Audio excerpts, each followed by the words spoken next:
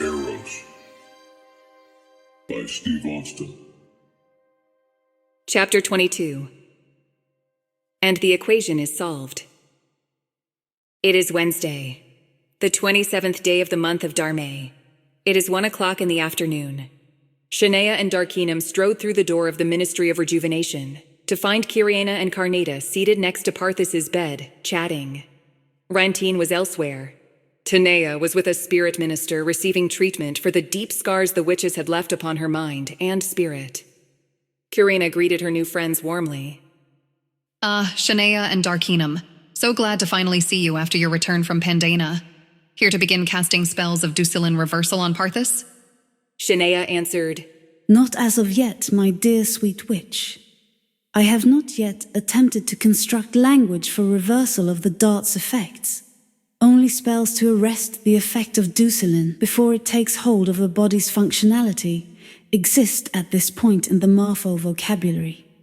Nothing to reverse the effect of Ducilin after it has already taken effect, yet exists in the witch's language of incantation. Therefore, the knowledge of Marfo mage Minerva passed on to me offers little or no help in this particular instance. But take heart, Parthas. I am very optimistic language can be constructed to reverse this affliction. Be of good cheer, ladies. Your husband and former employer may indeed yet be healed of this malady. Mathila, Dinari, relax, my dear ones.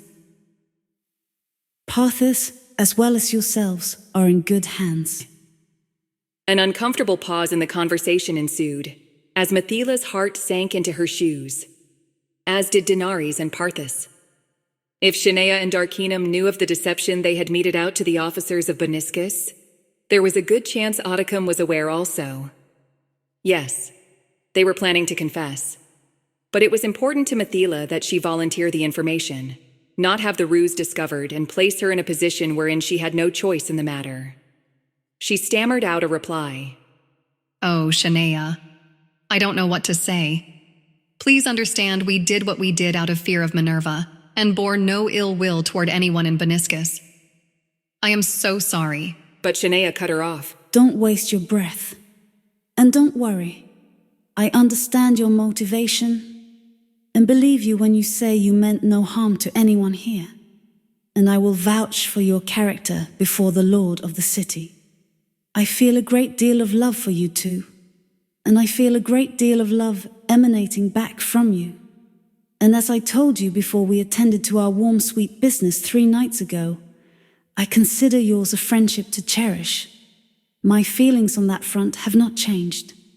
If anything, that feeling has grown. And Shania continued. The foretold is by nature difficult to deceive.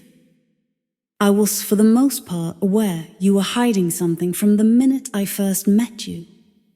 But I was also aware that the reasons behind your mild treachery were benign. So I was not shocked at all when my suspicions were confirmed.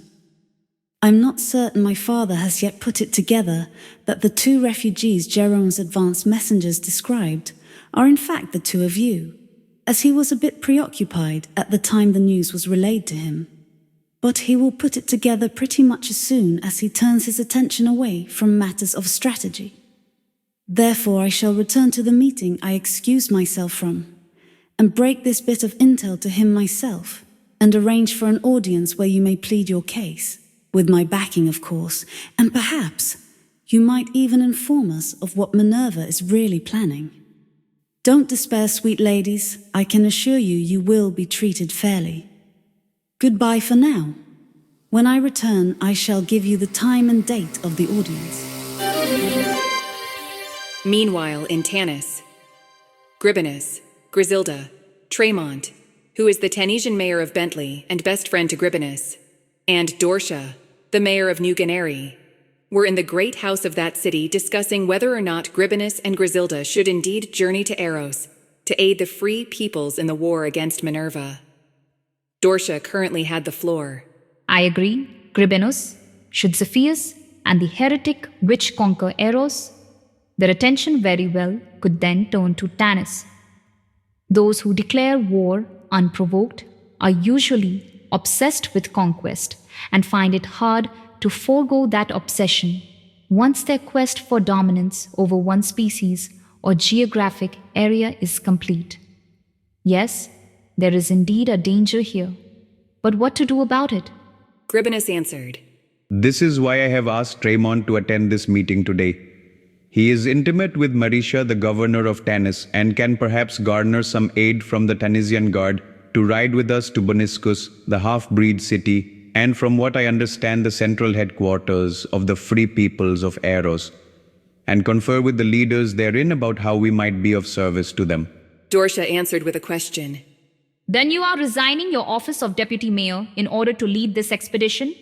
Well, I am resigning in order to go on this expedition. Whether or not I will be leading it is an unanswered question at this point. But yes, I feel it necessary for me to vacate the position so it might be filled by a qualified individual who will remain here and aid you. Especially seeing as I have no real idea as to how long I may be gone. Again, I agree. Since the possibility exists that this war may eventually overflow into Tanis, it is indeed pertinent that we have a full governing body here, as we will need to prepare our defenses. Tremont, as mayor of Bentley, what plans, if any, have you formulated thus far? I have already appointed a new deputy mayor and have resigned my office, turning it over to my former deputy, as I plan to accompany Gribinus and Griselda to Boniscus. I am also considering taking 30 horses with us as well. Horses, not being indigenous to Aeros, may prove to be an advantage to the free people. Cavalry can be quite effective against infantry, and if they will allow us to train 30 of their soldiers in the art of horse warfare, and it proves fruitful, we might be able to send back here for more horses.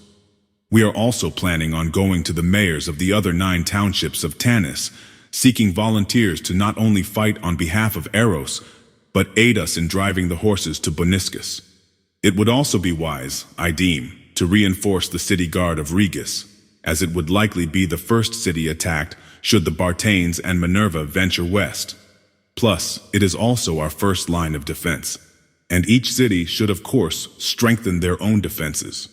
Indeed, it would be wise to increase the defenses in Regus. And as far as visiting the other mayors of Tanis, that is a task I shall be honored to aid you in. I may in fact send an ambassador or two from New Guinea with you as you go from town to town and make these arrangements. Also, I will meet with Dartho, our sergeant at arms, and inquire as to how many of the New Guinea guard I can send with you to Boniscus. That will be excellent, a truly generous gesture on your part, Darshan. We have some unfriendly territory to cross between Regus and Pandena if I am reading the map correctly and if it is accurate. The greater our number, the less likely we are to be attacked. And Tremont added, It is my hope that the mayors of the other 9 cities are as benevolent as you, my dear Dorsha. If they are, we may leave Tanis with a formidable troop, well capable of defending ourselves and contributing to the needs of Aeros. Make no mention, Tremont. I am glad to assist. So, when do you begin audience with the other mayors and Governor Marisha as well? We shall begin today. Once this meeting breaks, we shall go south to Siege as Bentley has already agreed to aid us. At that point, we shall split up. Tremont shall venture south to confer with the mayors of Rix, Chipwick and Zasta, while Griselda and I shall head north to speak with the officials at New Vargo and Norge. Then day after tomorrow, we shall meet up in Siege to plan the sortie. I think we may, if everything goes as planned and the other mayors are quick to align themselves with our cause, we should depart for Aeros on Saturday, the 30th day of Darme, and arrive in Boniscus on Monday, the 2nd day of Narma. We shall stop and confer with the officials in Haven and Regus along the way. Then be off, and may the inherent encompass you as your journey begins, and never forsake you throughout the remainder of your quest. Farewell. Oddicum fixed his gaze on the contravisory door as Darkinum and Shania returned to the meeting after having excused themselves earlier. Oddicum acknowledged them thusly.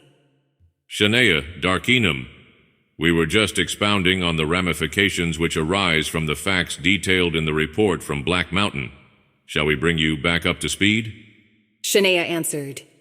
Actually, Father, if the parties here will pardon the inconvenience, I should very much like a 20-minute recess in which Dark Enum and I might have a word with you privately.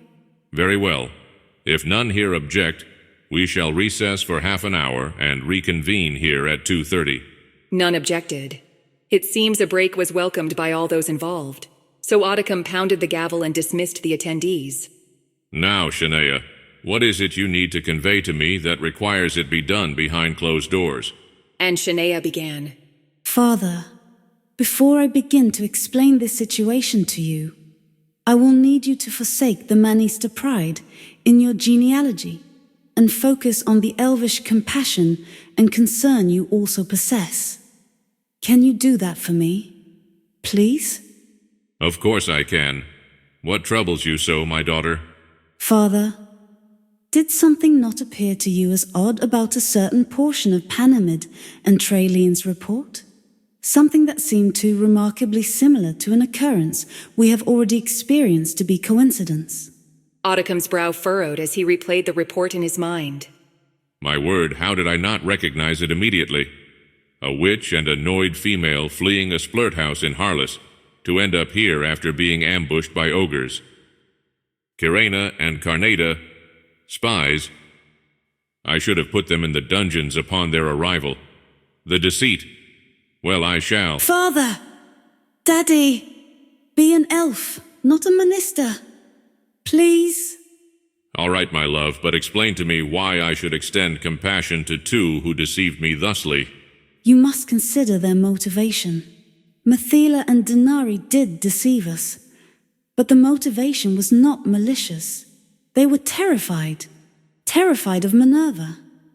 And trust me, I know just how frightening that foul bitch can be. Think about it. Ogres led by witches burned the wayward maiden to the ground, killing 6 Noids and depriving another of his physical facilities. Why, of all the possible targets in Aeros, was a splurt house the first Minerva chose to attack? And why prior to that did 8 witches show up there, terrorize a sweet little gnome maiden, and tack a declaration of the intent to execute Mordebray on the wall of Mithila's bedroom? Daddy, these 2 women barely made it out of Harless with their lives. Obviously, Mithila knows something for which Minerva is willing to kill her in order to keep it from being made known to us. They arrived here damaged and frightened. Frightened of what Minerva would do if she caught them. And frightened that we might turn them away if we knew Minerva had a warrant out on them. Shit. I myself scared the blue thundering fuck out of them the minute they landed their raft on our dock. Of course they were reluctant to talk, but I know that Mithila was dying to present this information to us. I know it in my heart. But her fear prevented her. But I believe that she and Denari were beginning to trust us, and were likely on the verge of confessing, even as Panamid and Trailene made their report to you. Father, I beg of you, be gentle with these 2 sweet ladies. They are both of high moral fiber, trustworthy and loyal. And I already have a growing love for them both. As does Da. I would very much appreciate if you— Trustworthy? How am I to consider anyone who so deceived me to be trustworthy? Shanaea, I appreciate your feelings, but— But Renata interrupted Oddicombe. She had never left when the recess was announced and had been listening intently to the conversation. No, Oddicombe. You obviously do not appreciate Shanaea's feelings on this matter. You have let your foolhardy Minister pride overshadow the sound thinking and judgment you usually practice and are about to make a severely erroneous judgment on 2 innocent women. You need to ask yourself 2 questions. Who exactly has suffered because of the actions of these 2 terrorized women, whose only crime is fleeing an evil adversary and seeking refuge in your city? And exactly how much is there to gain once you obtain the information Mithila no doubt possesses? These women, if anything, are guilty of a misdemeanor, and you seem to want to try them for a felony. This is so unlike you, Oddicombe. You are not a vindictive person. Stop and think about this before you do something you will regret. It is Thursday, the 28th day of the month of Dharme. It is 10 o'clock in the morning.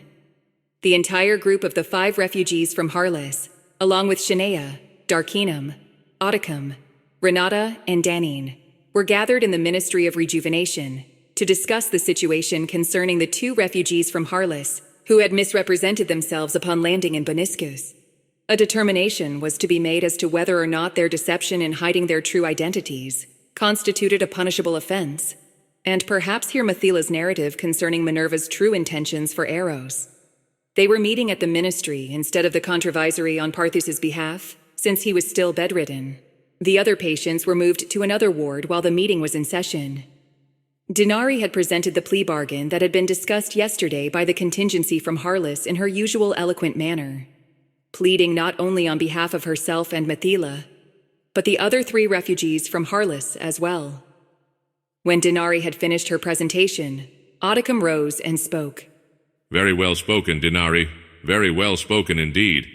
I am not one who is inclined to make snap decisions, but today I find myself in a position in which a snap decision is an absolute necessity. Were it not for my daughter's endorsement concerning the honor of you 2 ladies from Harlis, coupled with Geron's high regard for Parthus, plus the dire need for us to have the intel Methila possesses, and the wise words of my beloved concubine, I might well consider Dinari's plea on behalf of herself and Methila to be a form of blackmail, and have the 2 of you incarcerated and placed in the dungeon. Yet even had I not received endorsement from both my daughter and my brother, and had no more to go on aside from the advice of Renata alone, I feel that there is no malicious intent on your part, just the basic sentience need for self-preservation. There is no evidence of ulterior motive I can ascertain either on your part or that of any of the refugees from Harlis. Therefore, I shall agree to your terms. In return for the intel Methila will divulge to us, I hereby grant the entire entourage from the besieged city of Harlis Sanctuary in the half-breed city for the duration of the witch war and, if necessary, beyond. I also deem Methila and Dinari innocent of any wrongdoing in their deception of the officers of the city concerning their true identities, as the ruse was indeed necessary considering the situation they found themselves to be in. I do reserve the right to maintain the state of palace arrest upon the 2 ladies until it can be established that Methila's intel is both accurate and all-inclusive. During that time, the 2 will continue to enjoy freedom within the palace, and to even leave the grounds under escort should they so desire. Once her intel has proven accurate, the palace arrest will be lifted. At this point, I shall yield the floor to Methila that she might impart to us the information she has concerning Minerva's true intentions for subduing the free peoples. Methila. Methila rose and began her narrative. I shall begin with a bit of pertinent history concerning the Palatar and myself. Minerva and I were practically cribmates. Our mothers were best friends, and we were together nearly constantly from the time we were babies. Minerva was, of course, a witch prodigy, and could cast complex spells, even before she started her formal education. Of course, once she began her training, she advanced so quickly it astounded pretty much everyone. As we approached adulthood, we did become romantically involved, even discussing having witchlings together. I genuinely loved her, and I assumed she felt the same about me. In fact, I am almost certain she did. Until Minerva's mothers, as well as the Palatar of the 10th Order, realized what they had in her and, of course, wanted to develop her talents and groom her for office within the Order. Her apprenticeship started immediately at that point, and would most likely culminate in Minerva acquiring a seat in the Panatessian Parliament upon her 38th birthday, the age of legal adulthood in Panatessian society. So an exception was made for her, and the ritual, which renders a witch incapable of reproduction, was performed on her at the age of 16. The ovicidum is usually not performed upon any witch under the age of 28, but the mothers and the Palatar wanted to take no chance that Minerva would decide to father or conceive offspring before the ritual could be performed, and convinced her to consent to the application of ovicidum. Once a witch is relieved of her ability to procreate, her mage increases at an exponential rate. At that point, of course, she and I producing offspring was off the table, but we were still best of friends and often had romantic endeavors as well.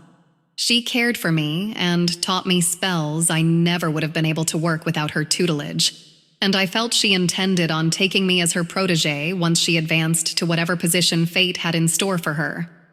Things went along in this manner for years, until a certain event drastically changed Minerva's outlook on life. She and I had both just turned 30 years old, and I was in the final prep for completing my formal education in witchcraft. Minerva, being a prodigy, had finished her education more than a decade prior, and was being schooled on the history and duties of the Panetessian Parliament. She was working as an aide to Karine, the Palatar of the 10th Order, when her mothers, Mahine, her maternal, and Nifa, her fraternal, went on a holiday to Port Parsis. They had been gone for about a week when word came that Nifa had died. Minerva was devastated.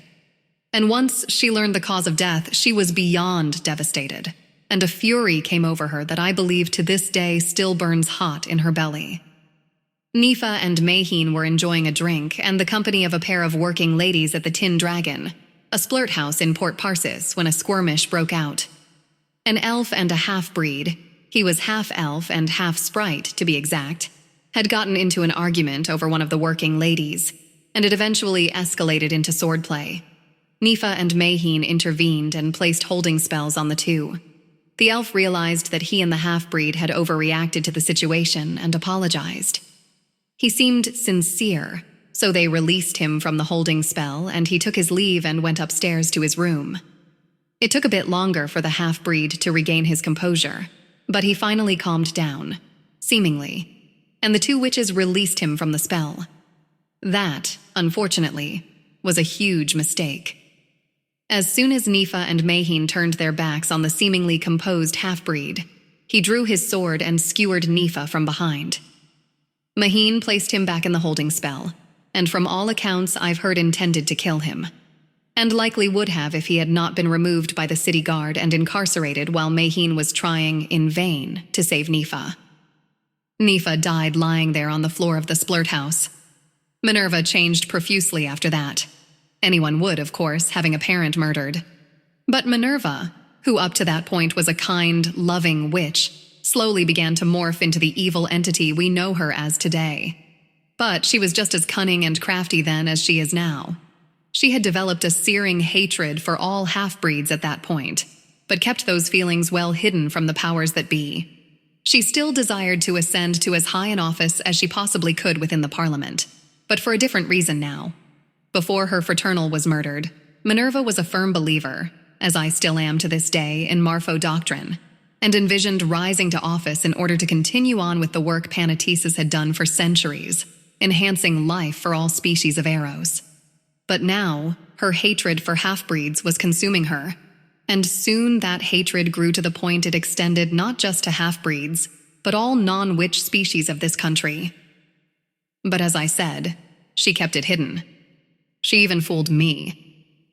Well, as she approached her 38th birthday, the age of legal adulthood in Panetessian society, Karine, being 277 years old, was in the waning portion of her life. She died the day before Minerva's birthday, and within a week's time, Parliament had unanimously installed Minerva as the new Palatar. The youngest to ever achieve that office, no one had been named Palatar that was less than 65 years old prior to Minerva. Parliament thought they had chosen wisely, and it seemed at the time they had. Little did they know. In the meantime, Minerva was grooming me to be her personal assistant and chief aide, a much-respected office in Panetessian society, even more esteemed than being a member of Parliament, because should the Palatar for any reason become unable to perform the duties of her office, then her chief aide was inaugurated as her successor. I, of course, was absolutely delighted. Little did I know. I was officially named chief aide and administrative assistant to the Palatar of the 11th Order of Panetesis 3 months later. I was walking in the clouds. I had never even dreamed of achieving such high office in all my 38 years, yet there I was. But the euphoria was short-lived. I began to notice subtle changes in Minerva's style of rule. Little pieces of Marfo doctrine were being chipped away, tiny fragments that went unnoticed for the most part. Again, Minerva was and is quite the cunning little bitch, and knew that if she suddenly made huge changes to the doctrine Panathesis had adhered to for 2,200 years, it would create an uproar and would likely see her impeached. But these tiny changes she was craftily getting Parliament to approve of were raising no red flags. Parliament was deceived into believing the right decisions were being made, and never realized Minerva was slowly changing a doctrine of fair treatment to all into a manifest of hatred for all non-witch breeds. But I was not deceived. I could see what Minerva was trying to accomplish. And then I did something I will always be incredibly ashamed of. I ignored it. I should have filed petition to have Minerva impeached right then and there and took the evidence I had to Parliament. But, well, fuck nuggets.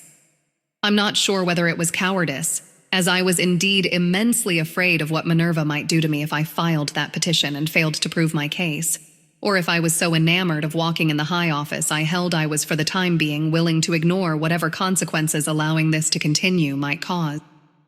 Or perhaps a bit of both.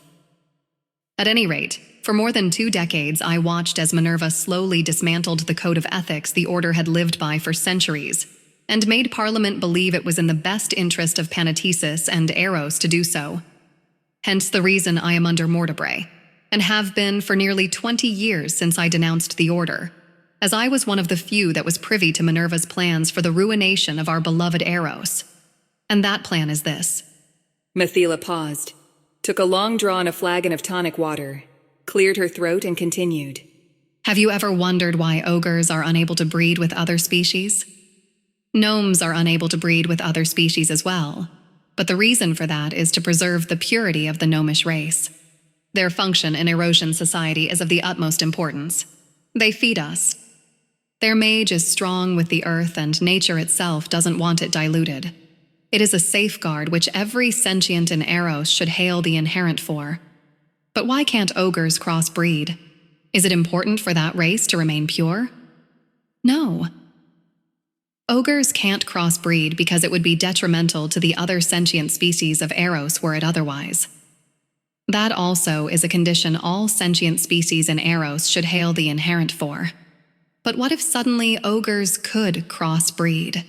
What if the intelligence of the Minister was degenerated due to pollution of the gene pool by the ogre's substandard blood?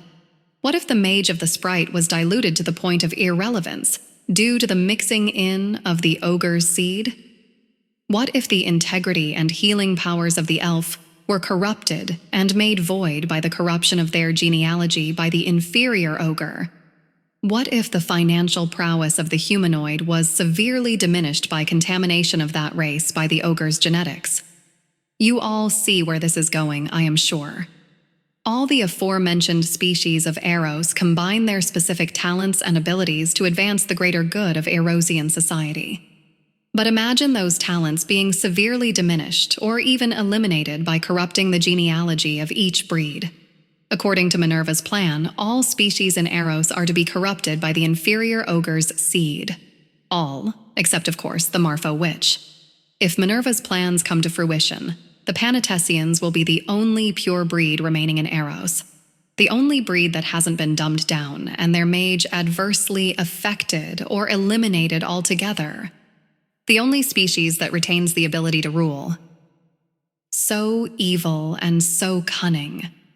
Instead of exercising her wrath upon the half-breed by eliminating them, she chose to go in the opposite direction and convert every sentient in Aeros to mixed breed, not to enhance, but to destroy the integrity of all, both purebred and half-bred, by injecting a bloodline into the mix which nature itself never intended to enter in.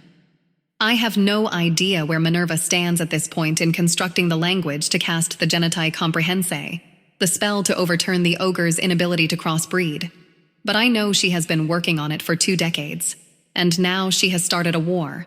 She would not have done that unless she was terribly close to having that language completed, if it isn't already complete. And owing to how meticulous she is, I would venture to say she would not have started this war were the spells not ready for implementation. You see, like you, Shania, Minerva is a contrivatory, which means she can not only work spells, she can assemble new ones that did not exist before. The difference between the two of you is that your ability far surpasses Minerva's, as you can contrive spells immediately in most cases, whereas it may take Minerva anywhere from mere days to years to assemble the language to make a new spell operational, dependent upon the complexity of the spell and its impact upon the inherent. But, as I said, I fear Minerva may already have the language of incantation ready for the spell to eliminate the restrictions on ogre breeding. And Mithila paused for a few seconds as tears began to stream down her cheeks. Once she composed herself, she said, I am so very ashamed that I didn't come forward with this information 2 decades ago. Fear for my life prevented me. Yet that doesn't make my actions any less treasonous, or exclude me from any repercussions that should occur because of my actions, or inaction as the case may be, in spite of the arrangements Denari made for my immunity. Perhaps mortibray is what I actually deserve. I throw myself on your mercies. Shania rose and stroked Mithila's cheek, then kissed her on the forehead, turned and began her narrative. Mithila, I told you the day you landed in Boniscus, I felt you were someone I could easily befriend. And you were. And you still are. And I certainly understand your fear of Minerva, having spent a bit of quality time with her myself. And I also understand this. And you need to develop an understanding of it as well. What exactly could we have done had you confessed to us Minerva's intentions 20 years ago? Attack the Disselry? That would have, at that point, cost many innocent witches their lives. Annihilate the ogres? They are innocent victims in this as well. Just because they are uncouth and smell like weasel flatulence doesn't mean they deserve death. It actually grieved me to kill them at the Battle of Pandana, even though they were trying to kill me at the time. Could we have contrived spells to counter Minerva's brainwashing? I don't know that even the most powerful of sprites could have done that at the time. I know of no contrivatories aside from Minerva and myself that exist in Aeros. Now, or at the time when you first realized what she was up to. What I am driving at here, my dear sweet witch, is this. All the events that have transpired have done so in the time frame in which they were supposed to. Think of how the course of events transpired, and the order in which they occurred. Minerva abducting me. She passed on a huge portion of her knowledge of Morphomage to me when she assaulted me, just in time for me to use her own spells against her and on behalf of the free peoples. Jerome's visit to you at the Wayward Maid and your departure from there. The timing for that was perfect, as if someone knew it was supposed to happen on that day, because the ogre ambush at Pish, had that not occurred, you would likely have rafted right past Boniscus, and who knows where you would have ended up. That ambush makes the second time Minerva has trodden upon her own plunger and actually aided our cause. My first power commune. Now someone does have the power to contrive spells to counter Minerva's mage. I was able to formulate a spell at the Battle of Pandana, which reversed the brainwashing on the ogres present and sent them packing. And with Minerva being the cautious, meticulous, patient palatar that she is, certainly makes one think that these so-called incidents were ordained by a higher power.